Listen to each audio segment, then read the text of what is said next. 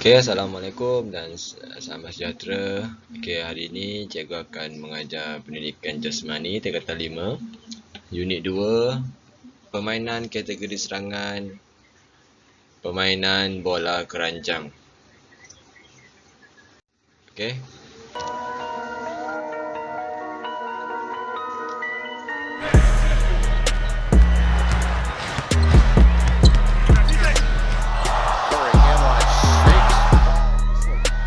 Double behind your back, knock it down, and the bench is loving it. Coming at Chris Paul, takes it out under the basket, and suddenly goes 2 times behind his back to leave Paul on the ground, and then finishes it off. 1-2, Paul goes down.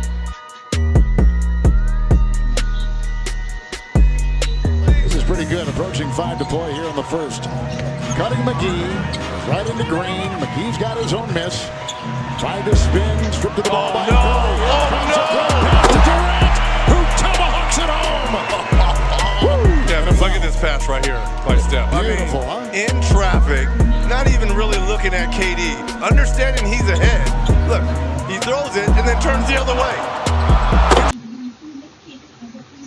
Alright, itu ialah permainan bola keranjang. Cikgu pasti kamu semua sudah tahu bagaimana permainan bola keranjang dimainkan. Okey, bola keranjang. Permainan bola keranjang merupakan sukan berpasukan yang pantas dan memerlukan tahap ketakasan, kepantasan dan masa reaksi yang tinggi. Okey, seorang pemain bola keranjang perlu ada ketakasan, kepantasan dan masa reaksi yang tinggi untuk menjadi pemain bola keranjang yang berjaya. Okey. Pemain-pemain bola keranjang perlu menguasai kemahiran dan strategi serangan yang baik dalam usaha untuk melakukan serangan dan mengukuhkan pertahanan apabila diserang. Okey, kamu sudah tingkatan 5, so kebanyakan sukan yang cikgu ajar adalah berkenaan dengan strategi menyerang, strategi bertahan. Okey, so apabila kamu mahu melakukan strategi menyerang dan bertahan dengan baik, kamu perlu menguasai beberapa kemahiran yang penting.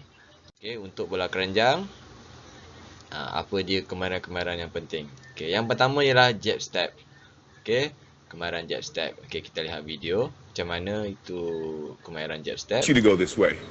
The last thing I want to do is go where the defense wants me to go. I want to go opposite. So this is when now he takes his step that way to change the direction. Kemahiran jab step ni he's got to pick up this foot lebih kurang macam open, kemahiran then mengacak. slide to keep up to you as an offensive player. That takes more time than you taking that crossover and driving to the hole. So you have the advantage in that sense.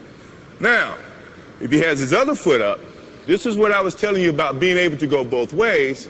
Now you can do the same thing and attack it this way.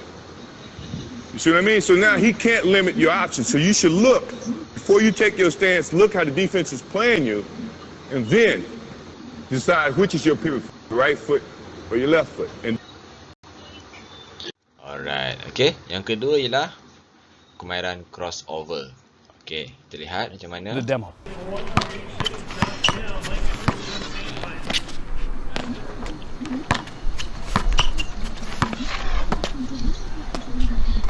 Okay, kemahiran crossover ni macam side step lah. Macam rugby sentuh ada side step kan. Ini itu ialah kemahiran untuk crossover. Okay, kemahiran yang ketiga ialah menjaring. Ini semua perlu mahir lah. Jika kamu tidak mahir menjaring, kamu tidak boleh jadi seorang pemain bola keranjang. Maximize the quickest release possible for you. Lock in on the path that the ball takes from your catch ready position to your final release point. So that's how you can shoot the same from whether it's in the paint all the way out to the deep 3 area and knock it down. When you catch and you're ready to shoot, I look where the rim and the net meet. Put that basketball right on those hooks, and that's what I lock in on. Curry splits the defense behind the back. Fires a three. Oh, he puts it in! Stop it right there. Everyone, my defender has clearly established his lead foot. Make him open his whole body and create a driving angle. I have all the control. Alright, itu ialah kemahiran-kemahiran yang kamu perlu belajar untuk menjayakan strategi-strategi serangan ataupun bertahan. Okey, untuk strategi serangan dalam bola keranjang, okey, ada beberapa strategi serangan. Kita lihat dulu, strategi yang pertama ialah pick and roll. Kemahiran serangan ini dikenali sebagai kemahiran ambil pusing. Kemahiran-kemahiran jet stack dan crossover digunakan dalam strategi serangan ini. Strategi serangan ini melibatkan dua pemain sepasukan dan boleh mematikan langkah pemain pihak lawan semasa melakukan serangan. Okey, kita lihat gambar rajah di sebelah. Okey. Okey, dia kata saya perlu melakukan crossover untuk melepasi pertahanan. Okey, pemain pertama dia akan melakukan crossover dan dia akan passing kepada pemain ketiga untuk melakukan jaringan. Okey, kita lihat video. The ball handler is going to turn the corner. He's going to go all the way to the basket for a layup. What got Mike open was the good screen. Paul George sets a solid screen. Kyrie can't get over the top. He gets to go all the way to the basket. Second one, now Kyrie's coming off the screen. Man goes under. He's going to turn the corner, and he's going to stop, and he's going to take a jump shot. Now what tells Kyrie to take the jump shot? Seorang mesti jadi sebagai screener. Screener iaitu untuk mengacau pihak lawan. Of the screen, the offense player should be practically touching when the ball carrier starts dribbling. Yang untuk screener. Depending on the defense, if the ball carrier hasn't managed to shoot, seorang pemain kamu perlu jadi after setting screener. the screen, Dan the itu partner dia. can receive Dia the ball by pick turning and towards the roll. basket. They can also turn outwards to receive the ball wide of the basket. If they receive the ball, they're only allowed one dribble before they try to score. Alright, okay. Untuk strategi yang kedua, pass and go dalam formasi 2-2-1. Okay, pass and go juga dikenali sebagai give and go atau 1-2. Ni dikira sebagai 1-2 lah. Kalau bahasa yang sering kita gunakan ialah 1-2. Strategi ini memerlukan pemain menggunakan kemahiran hantaran dada dan lantunan dengan tepat ke sasaran. Kemahiran hantaran ni kemahiran asas. Kemahiran hantaran dada dan lantunan ni kemahiran asas.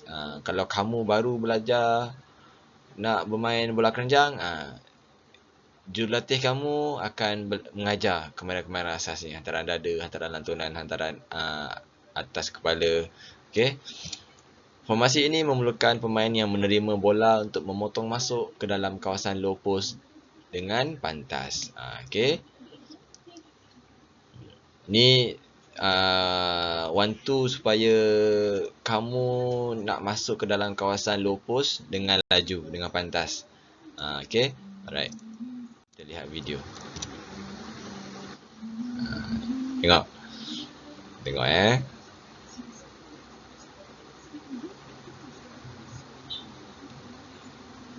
Dia nak masuk, dia menggunakan hantaran-hantaran yang pantas. Tu. Alright. Okay. Alright.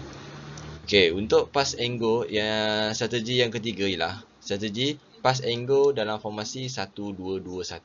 1-2-2. Okay, formasi ini sangat berkesan digunakan apabila menentang pasukan yang bertahan secara kawalan 1 lawan 1. Formasi ini memudahkan pasukan melakukan serangan kepada pihak lawan dengan melakukan hantaran, menerima hantaran daripada rakan, larian tanpa bola dan pemain bergerak ke arah jaring bersama-sama. Okey. Inilah formasi yang digunakan apabila pemain pihak lawan menggunakan man-to-man defense. So, kamu perlu menggunakan pass and go dalam formasi 1-2-2. Right. Kita lihat pemain pertama, baju kuning, dia akan memegang bola dan dia akan bagi kepada pemain yang ketiga. Dan pemain kedua dia berada di sebelah sana. Okay. Kita lihat grafik. Okay, kita lihat grafik. And that'll leave 5 open for a pass. It'll also leave the 2 open to move in space for a pass for a jump shot. Ia akan memberikan ruang di belakang pemain pertahanan. Put our defense back. If the defense collapses and stops the drive. Okay. Alright, itu ialah formasi 1, 2, 2. Okay, untuk formasi seterusnya, formasi 3 luar, 2 dalam dan strategi pass and move. Okay, right. Pasukan yang menggunakan formasi ini sebagai strategi serangan boleh mencipta ruang serangan yang lebih luas. Jika menggunakan formasi ini, dia akan kamu akan buat strategi yang boleh mencipta ruang. Okay. So, ahli pasukan kamu boleh mencipta jaringan dari pelbagai ruang sebab dia mencipta ruang yang luas. Okay. Setiap pemain akan sentiasa bergerak dan memotong masuk ke kawasan jaringan untuk mencipta peluang menjaring. Sebab tu cikgu kata tadi, jika kamu menggunakan formasi ini, kamu ada banyak ruang untuk masuk ke kawasan jaringan dan mencipta jaringan. Right. Inilah dia punya grafik. Okay, tengok tu. Pemain yang menjaring free, tiada yang menjaga dia. Alright. Okay, kita lihat video. Right now, just about the simplest thing that you can do Lihat baju stationary. hijau. We call this stationary, and this we made 16 Baju threes hijau in ni, one game doing this year, and it's pretty tengok, 3 complicated orang di stuff. luar kawasan jaringan we got dan the 2 ball orang in di the dalam. points hands, and we Pemain want the pertahanan wings dia to akan play, pergi ke if arah you 3 can, orang play in an indecisive area where they don't know who's yang guarding. di luar kawasan jaringan. Did you do that today? Monday, playing ball. Then you got the other wing doing the exact same thing. Okay, indecisive area. Alright. Okay, seterusnya kita pergi kepada strategi bertahan. Alright. Strategi bertahan iaitu yang pertama ialah strategi 1 lawan 1 ataupun man to man defense. Okay, ini merupakan strategi pertahanan asas dan mudah dilakukan dalam permainan bola keranjang. Setiap pemain akan mengawal pergerakan pihak lawan mengikut kesesuaian posisi mereka apabila diserang. Itu dia. Man to man ni ada 5 lawan 5 kan. So setiap seorang akan jaga seorang. Itu namanya man to man, 1 lawan 1. Okay, kita lihat video macam mana. You will learn the basic principles of man-to-man defense, where each defender is responsible for marking one attacking player. To understand the principle of man-to-man defense, we'll learn how to distinguish between these 3 situations: marking the ball handler, marking a player without the ball on the weak side, and marking a player without the ball on the strong side. Okay, itu dia.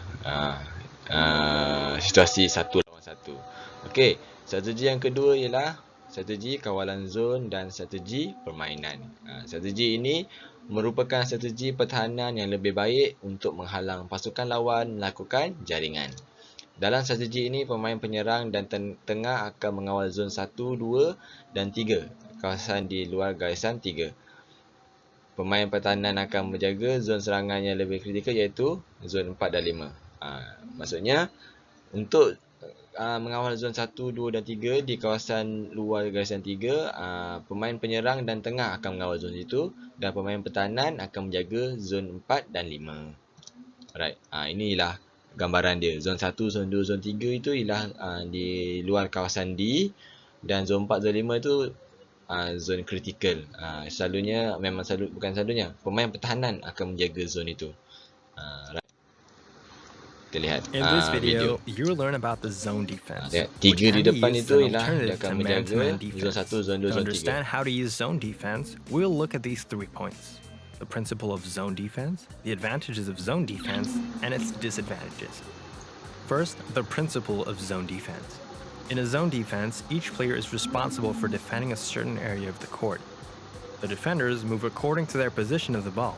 As soon as a pass is made, a defender goes to mark the ball carrier and the others get back into position. Alright. Okay, itu saja untuk permainan kategori serangan bola keranjang. Ada 2 strategi menyerang dan strategi bertahan. Okay, seterusnya kamu perlu membuat latihan pengukuhan.